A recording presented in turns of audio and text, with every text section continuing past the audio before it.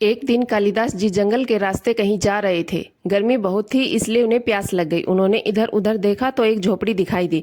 वो झोपड़ी के पास गए और आवाज लगाई, जल मिलेगा क्या? मुझे प्यास लगी है।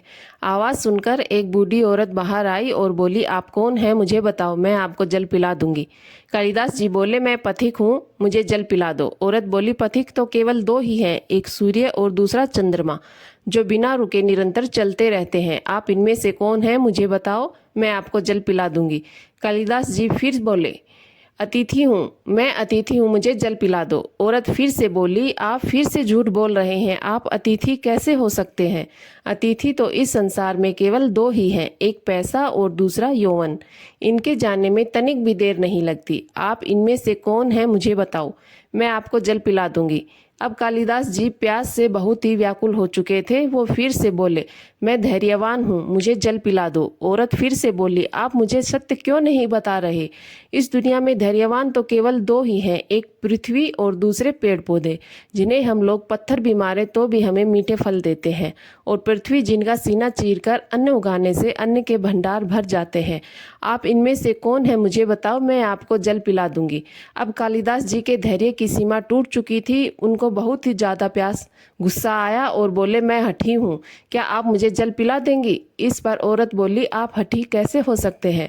हठी तो केवल दो ही हैं, एक नाखून और दूसरे केस, जिन्हें जितना भी काट लो आते ही रहते हैं। आप इनमें से कौन है? मुझे बताओ, मैं आपको जल पिला दूंगी। कालिदास जी पूरी तरह से अपमानित हो चुके थे। कालिदास जी ने कहा, फिर तो मैं मूर्ख ही हूँ।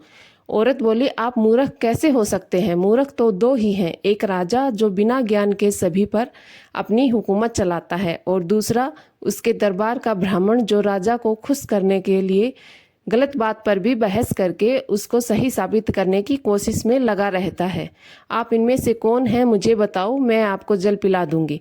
कालिदास जी पानी पीने के लिए गिड़गिड़ाने लगे और चरणों में गिर पड़े। औरत बोली, उठो पुत्र। कालिदास जी ने आवाज सुनकर ऊपर देखा तो उन्हें साक्षात सरस्वती माता के दर्शन हुए। वो एक बार फिर से उनके चरणों में गिर पड़े। माता ने कहा, शिक्षा से ज्ञान आता है, न कि घमंड। तुमने शिक्षा से प्राप्त ज्ञान और मान प्रतिष्ठा को ही अपनी उपलब्धि मान लिया और घमंड कर बैठे, इसलिए मुझे तुम्हारे नेत्र खोलने के लिए ये सब करना पड़ा। कालिदास जी ने अपनी गलती का एहसास हुआ और पानी पीकर चल पड़े। शिक्षा, ज्ञान पर कभी अहंकार न करें, क्योंकि अहंकार ज्ञान को नष्ट कर देता है।